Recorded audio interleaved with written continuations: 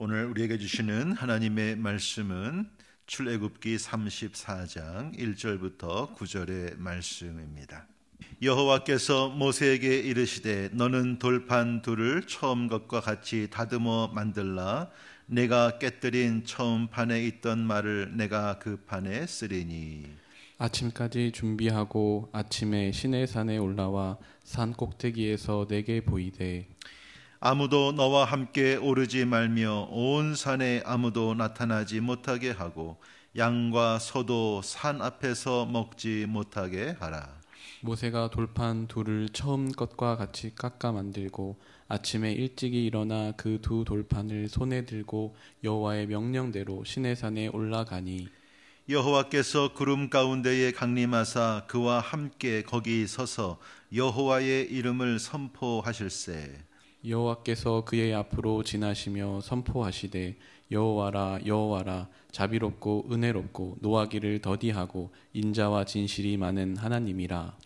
인자를 천대까지 베풀며 악과 과실과 죄를 용서하리라. 그러나 벌을 면제하지는 아니하고 아버지의 악행을 자손 3, 4대까지 보응하리라. 모세가 급히 땅에 엎드려 경배하며 이르되 주여 내가 주께 은총을 입었거든 원하건대 주는 우리와 동행하옵소서. 이는 목이 뻣뻣한 백성이니이다. 우리의 악과 죄를 사하시고 우리를 주의 기업으로 삼으소서. 아멘. 이는 살아계신 하나님의 말씀입니다. 출애굽기 34장은 32장에서 일어났던 금송아지 사건이 매듭 지어지는 장이라 할 수 있습니다. 32장에서 금송아지를 만들어 섬긴 이스라엘 백성들로 인해서 하나님의 마음은 크게 상처를 입으셨지요. 모세는 이 첫째 돌판을 깨뜨리는 것을 통해서 하나님과 이스라엘 백성의 언약이 깨졌다는 것을 상징적으로 나타냈습니다. 모세는 간절히 이스라엘 백성을 위해 중보하였습니다. 그리고 하나님의 상한 마음에 호소하였습니다. 우리 33장에서 바로 그 모세의 간절한 중보의 기도를 함께 보았었습니다.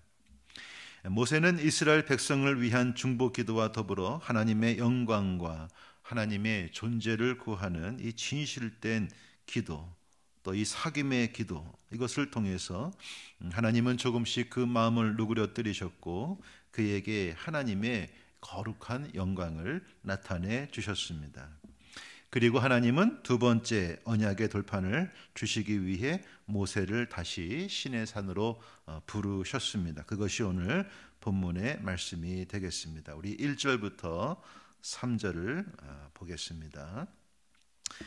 여호와께서 모세에게 이르시되 너는 돌판 둘을 처음 것과 같이 다듬어 만들라. 내가 깨뜨린 처음 판에 있던 말을 내가 그 판에 쓰리니. 아침까지 준비하고 아침에 시내산에 올라와 산 꼭대기에서 내게 보이되 아무도 너와 함께 오르지 말며 온 산에 아무도 나타나지 못하게 하고 양과 소도 산 앞에서 먹지 못하게 하라. 여러분, 이 첫 돌판은 하나님이 직접 만드셨다라는 것을 우리가 봤었습니다. 돌판을 만드신 분도 하나님이시고 또 돌판에 이 십계명의 계명을 새겨주신 분도 하나님이셨습니다. 그러나 이 두 번째 돌판은 누가 만듭니까? 모세가 직접 만들라 이렇게 명하셨습니다. 그리고 다음날 아침 일찍, 아마 새벽이겠죠. 그 새벽녘에 그 돌판을 들고 산에 올라오라. 그리고 다른 사람이나 심지어 가축, 짐승은 가까이 하지 못하도록 명하십니다. 그러니까 이 시내산 전체가 일종의 하나님의 임재가 임하는 성소가 되는 것이죠. 그래서 이 죄는 성소에 접근할 수 없다라는 것을 말씀하시는 것입니다.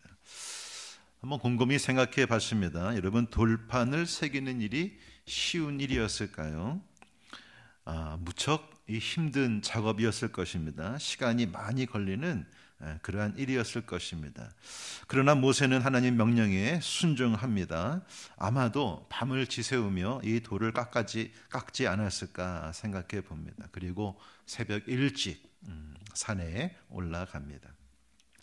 제가 한번 새벽 예배를 하면서 모세가 몇 번 시내산에 올랐을까 한번 정리해서 말씀을 드린 적이 있었습니다. 여러분 기억하십니까? 모두 8번을 올라갔었습니다. 그리고 오늘 이 34장의 이 등반, 이 시내산 등반이 이 마지막 8번째 등반이 되는 것이죠. 여기 2절 말씀을 보면 보이다라는 단어가 나오는데 이것은 낫잡라는 동사로서 그냥 서 있는 것이 아니라 아주 공고하게 흔들림이 없이 서 있다, 그런 뜻입니다. 다시 말하면 40일의 체류 기간 동안 흔들림이 없이 모세는 하나님과 대면하게 되는 것입니다. 여러분, 시내산은 높이가 2291m가 되는 바위산이라고 합니다. 이 높이는 우리나라의 한라산이나 심지어는 이 지리산, 이 한라산이나 지리산보다도 높고 험한 산이었습니다. 80세가 넘는 고령의 모세가 한두 번도 아니고 8번이나 시내산을 오르내리는 것은 결코 쉬운 일이 아니었을 것입니다. 거기에다가 6번째 올라갔을 때 이 첫 번째 돌판을 얻으러 올라갔던 이 6번째 등반에서 그는 40일을 금식했습니다. 또 이스라엘 백성을 중재하기 위해 7번째 등반했을 때도 그는 40일 금식을 또 한 번 합니다. 그리고 오늘 올라가는 마지막 8번째 등반에서도 그는 40일간 금식하면서 하나님을 대면합니다. 모두 합치면 120일이 되는 이 긴 시간 동안 모세는 금식하면서 하나님과 대면했다는 것입니다. 이것은 여러분 인간의 힘으로 절대적으로 불가능한 일이었을 것입니다. 그리고 마지막 등반 때에는 그 무거운 돌판을 2개나 들고 올랐다는 것, 여러분 얼마나 힘들고 어려운 일이었겠습니까? 하지만 모세는 이 어려운 하나님의 말씀을 순종하고 헌신하고 수고하고 있습니다. 누구 때문에 그렇게 합니까? 바로 이스라엘 백성을 위해서 이 수고를 다하고 있다라는 것입니다. 저는 이 모세의 이 순종의 모습 속에서 공동체의 참 리더의 모습을 보게 됩니다. 이런 리더가 교회에 세워질 때, 또 각 가정에 세워질 때 하나님은 그 교회와 가정에 복의 복을 더해 주시리라 믿습니다. 자, 우리 4절부터 7절의 말씀을 쭉 다시 한번 보시기 바랍니다. 산에 올라갔습니다. 거기에서 하나님께서 구름으로 강림하시고, 자, 5절을 보면 그와 함께 거기 서서 여호와의 이름을 선포하셨다, 이렇게 되어 있습니다. 6절에 그의 앞으로 지나시며 선포하시는 내용, 자, 그대로 읽어보겠습니다. 여호와라 여호와라, 자비롭고 은혜롭고 노하기를 더디하고 인자와 진실이 많은 하나님이라. 인자를 천대까지 베풀며 악과 과실과 죄를 용서하리라. 그러나 벌을 면제하지는 아니하고 아버지의 악행을 자손 3, 4대까지 보응하리라 말씀하셨습니다. 하나님은 간절히 이 하나님의 영광을 구하는 모세에게 강림하셔서 당신의 그 영광의 이름을 선포해 주셨습니다. 이미 이 여호와, 네 개의 자음이죠. 테트라그라마톤이라고 하는 이 네 개의 자음, 바로 출애굽기 3장에서 이미 하나님은 이 여호와라는 이름을 그에게 선포하셨습니다. 그리고 나는 스스로 있는 자라고 말씀해 주셨습니다. 한 번 더 오늘 그 거룩한 여호와의 이 영광의 이름을 한 번도 아니고 2번씩이나 반복해서 선포해 주십니다. 그리고 이어서 하나님의 본성과 성품을 알려주시는 것이지요. 한 번 더 읽어볼게요. 여호와라 여호와라, 자비롭고 라훔, 이 어머니의 자궁을 의미하는 바로 그 같은 어원을 가진 이 한없는 그 하나님의 사랑과 자비를 말씀하시죠. 은혜롭다, 이 한운이라는 단어인데 은혜를 베풀어 주시는 하나님의 그 성품을 알 수가 있습니다. 노하기를 더디하신다. 이 원문을 보면은 노하기를 연기하신다. 그것은 곧 인내하신다는 것이죠. 인내하시는 하나님. 그리고 인자와 헤세드, 하나님의 그 사랑, 그리고 진실, 에메트라는 단어인데 이 에메트는 진리, 진실, 성실, 뭐 여러 가지로 번역이 됩니다. 그래서 인자와 진실이 많은 하나님이라.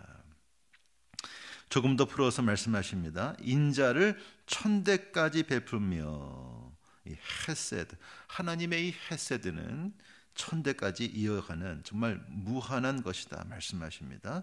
그리고 악과 과실과 죄를 용서하리라. 그러나 벌을 면제하지는 아니하고 아버지의 악행을 자손 3세대까지 보응하리라 말씀하셨습니다. 우리는 여기에서 하나님의 두 가지 본성과 성품을 볼 수가 있습니다. 바로 사랑의 하나님, 또 공의의 하나님입니다. 그런데 그 크기와 무게를 비교한다면 하나님의 사랑이 하나님의 공의보다 훨씬 크다는 것을 알 수가 있습니다. 하나님은 인자와 그 사랑을 천대까지 베풀어 주시지만 악행에 대한 벌은 3, 4대까지 보응한다고 말씀하셨습니다. 여기 3, 4대라는 것은 아버지의 죄에 대한 죄값을 그 자식과 손주에게서 찾겠다는 말씀이 결코 아닙니다. 혹자는 이 저주가 흐른다 뭐 이제 이런 표현을 하기도 하는데, 여러분 이 말씀을 잘 이해하시기를 바라는데, 여기 3, 4대라는 것은 그 당시에 한 가족이 한 세대에 함께 살았던, 그래서 3대가 같이 살고 혹은 장수한다면 4대까지 살 수 있는 이 한 세대의 한 가정에 함께 사는 그 세대를 말하는 것입니다. 그래서 아버지가 범죄를 하면 이 범죄의 영향이 3대까지 또 4대까지 미치게 된다라는 것이지요. 그 영향력을 이렇게 표현하신 것입니다. 하지만 언제든지 그 아버지가 죄를 깨닫고 그 자식이 혹은 그 자식이 부모의 죄를 깨닫고 혹은 그 손자가 조부모의 죄를 깨닫고 언제든지 회개하면 하나님은 그 죄의 영향에서 그 영향력이 그에게 미치지 않도록 그 벌을 복으로 바꿔 주시겠다라는 말씀이라고 저는 믿습니다. 중요한 것은 그렇기 때문에 죄를 깨닫고 회개하는 것이지요. 돌이키는 것이지요. 우리 아버지의 죄, 우리 조부모의 죄를 깨닫고 내가 회개할 때 언제든지 하나님은 이 벌을 복으로 바꿔 주셔서 우리에게 나타내 주실 것이라고 분명히 믿습니다. 예수 그리스도가 나의 죄를 위해, 나의 부모의 죄를 위해, 나의 조부모의 죄를 위해 십자가를 지심으로 우리의 모든 죄를 사해 주셨음을 믿을 때 하나님은 다시금 그 벌을 바꾸셔서 천대까지 은혜를 베풀어 주실 것을 믿으시기를 바랍니다. 이것이 하나님의 성품입니다. 자, 우리 마지막 8절과 9절입니다. 모세가 급히 땅에 엎드려 경배하며, 자, 9절에 보면 하나님께 간절한 마음으로 기도하는 것이 나옵니다. 내가 주께 은총을 입었거든 원하건대 주는 우리와 동행하옵소서. 이는 목이 뻣뻣한 백성이니이다. 우리의 악과 죄를 사하시고 우리를 주의 기업으로 삼으소서. 오늘 모세는 이 하나님의 임재 앞에서 간절한 마음으로 기도하였습니다. 모두 4가지를 기도했는데 이 4가지의 기도 제목이 오늘 이 새벽에 저와 여러분의 간절한 기도 제목이 될 수 있기를 바랍니다. 첫 번째, 모세는 주님의 은총을 구했습니다. 여기 내가 주께 은총을 입었거든 이렇게 기도하고 있죠. 제가 몇 번 이 얘기 했습니다. 이 원문을 보면 마짜티 헨 베에네이카 이렇게 되어 있습니다. 뜻은 내가 당신의 눈 속에서 은혜를 발견했다면, 이런 뜻입니다. 모세는 기도 가운데 그의 영적인 눈을 들어서 하나님을 바라봅니다. 그리고 하나님의 눈을 바라봅니다. 하나님의 눈 속에 있는 그를 향한 하나님의 은혜를 그는 구하고 있는 것입니다. 누군가의 눈을 보고 그 눈 속에서 무엇인가를 찾는다는 것은 여러분 깊은 사랑의 관계에서만 가능한 것입니다. 그 대상을 사모하지 않고는 결코 불가능한 일입니다. 우리가 날마다 주 앞에 기도할 때 그렇기 때문에 주님의 눈 속에 있는 주님의 은혜를 발견할 수 있는 이 사랑의 기도, 이 사귐의 기도를 여러분 해 가시기를 바랍니다. 두 번째 기도한 것은 주님 우리와 동행하옵소서라는 기도였습니다. 원문을 보면 우리의 중심에서 베케레브에 되어 있는데 이 베라는 것은 어디 안에라는 전치사고 케레브 하면은 중심이란 뜻입니다. 굉장히 강조형이 되는 것이죠. 바로 이 중심에서 우리 한 가운데에서 행하여 주옵소서, 동행하여 주옵소서, 이 기도를 하고 있습니다. 우리는 신앙생활 중에 신앙의 우선순위를 이야기합니다. 무슨 일을 하든 하나님을, 또 하나님의 뜻을 가장 먼저 두자, 그런 얘기를 많이 합니다. 너희는 먼저 그의 나라와 그의 의를 구하라 라는 말씀을 그래서 이 우선순위의 관점에서 이야기하고 이해하려고 합니다. 무슨 일을 하든지 하나님 우선으로 하자는 것이죠. 여러분, 얼마나 귀한 신앙입니까? 그런데 우선순위를 가지고만 이 말씀을 이해하게 되면 뜻하지 않은 부작용이 일어날 수 있는데, 그것은 뭐냐면 가장 먼저 일을 할 때는 하나님의 일을 합니다. 그리고 두 번째, 세 번째, 네 번째, 이것이 이렇게 일이 쌓여갈 때 점점 하나님을 멀리 할 수 있다는 겁니다. 그렇지 않겠습니까, 여러분? 네. 가장 먼저 하나님의 일을 하지만 두 번째, 세 번째 일을 할 때는 조금씩 하나님의 자리가 뒤로 밀려가는 것입니다. 그래서 본의 아니게 이 하나님의 일을 뒷전으로 놓고 다른 일을 할 수 있게 된다는 것입니다. 하나님을 잊어버리기 쉽다는 것입니다. 그래서 저는 이 우선순위의 관점보다는 중심성의 관점에서 우리가 이 하나님 나라와 하나님의 뜻을 우리가 이해하고 살아내야 되지 않을까 싶습니다. 첫 번째 일을 해도, 두 번째 일을 해도, 세 번째 일을 해도, 무엇을 하든지 하나님의 나라와 그의 의를 그 모든 일 속에, 또 우리의 삶 속에 중심에 놓고 행할 때 우리는 결코 하나님을 떠나 행하지 않게 될 것입니다. 사랑하는 여러분, 지금 모세는 목이 뻣뻣한 이스라엘 백성 한가운데에서 하나님이 행하실 것을 간절히 간구하고 있습니다. 지금도 하나님은 우리의 삶의 중심에서 행하기를 원하십니다. 그렇기에 언제나 그분의 임재를 인정하고 그분의 통치와 그분의 뜻을 구하며 살아가는 저와 여러분 될 수 있기를 바랍니다. 세 번째, 모세는 주님, 우리의 악과 죄를 사해 주시옵소서 기도하고 있습니다. 이스라엘 백성들의 악과 죄를 자신의 것으로 여기며 중재하고 있는 것입니다. 여러분, 이것이 참 영적 리더의 책임 있는 모습이 아니겠습니까? 여러분의 가정 속에, 여러분의 자녀에게, 또 우리 아연중앙 공동체 속에 어떠한 악과 죄가 발견된다면 여러분은 어떻게 행하시고 어떻게 기도하시겠습니까? 누군가에게 책임을 전가하고 누군가를 비난하는 것이 아니라, 하나님, 이것이 나의 악입니다. 이것이 나의 죄입니다. 하나님, 나의 죄를, 나의 악을 용서하여 주시옵소서. 이것을 나의 문제로 삼고 책임 있게 중재할 수 있는 그러한 리더로 여러분 살아가시고 그렇게 기도하시기를 바랍니다. 하나님께서 그러한 기도 분명히 기뻐하시고 그 모든 죄와 악을 사해 주시고 새롭게 우리의 공동체를 세워 가실 줄로 믿습니다. 마지막 네 번째 기도하고 있는 것은 주님, 우리를 주님의 기업으로 삼아 주시옵소서 기도하였습니다. 여기 기업이라는 것, 이것은 소유, possession 혹은 유산, inheritance, 이 뜻입니다. 지금 이스라엘 백성들은 목이 뻣뻣하여서 주님께 아픔과 상처를 드리고 있는 백성이지만 이들의 죄를 사해 주셔서 하나님의 소유된 백성을 삼아달라는 간절한 중재의 기도입니다. 그리고 이 기도는 모세가 만들어낸 기도가 아니라 이미 하나님께서 모세에게 또 이스라엘 백성에게 하신 약속에 근거한 말씀입니다. 바로 출애굽기 19장 5절과 6절의 말씀인데요, 하나님의 약속입니다. 이렇게 되어 있습니다.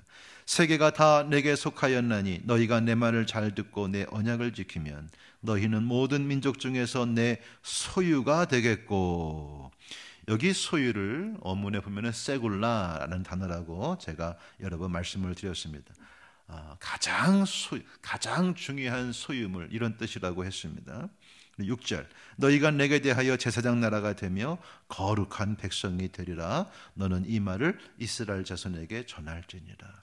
이미 하나님께서는 이스라엘 백성들을 이 가장 소중한 소유물로 삼겠다고, 제사장 나라로 거룩한 백성으로 만들 것이라 약속하셨습니다.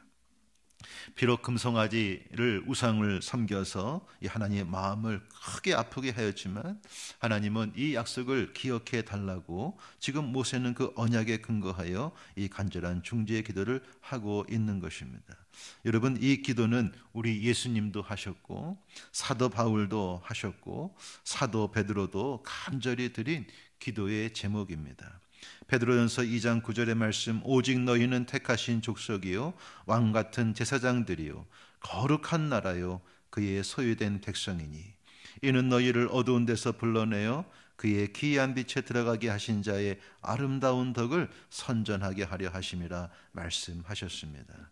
사랑하는 여러분, 저와 여러분, 우리 예수 그리스도의 십자가와 부활을 믿음으로 하나님의 소유, 하나님의 세굴라가 된 것을 믿으시기를 바랍니다. 이제 그 누구도 이것을 빼앗을 자가 없다는 것, 우리의 이 분명한 정체성을 잊지 마시고 주님의 소유로, 주님의 거룩한 백성으로 살아가시기를 간절히 바랍니다. 오늘 이 모세의 네 가지의 기도 제목이 우리의 기도 제목을 바라는데요. 저는 말씀을 맺으면서 한번 생각해 봤습니다. 모세가 한 번도 아니고 세 번이나 금식기도, 이 40일 금식기도를 하고, 그리고 한두 번도 아니라 무려 8번의 이 시내산 등반을 통해서 그는 얼마나 지치고 힘들었을까.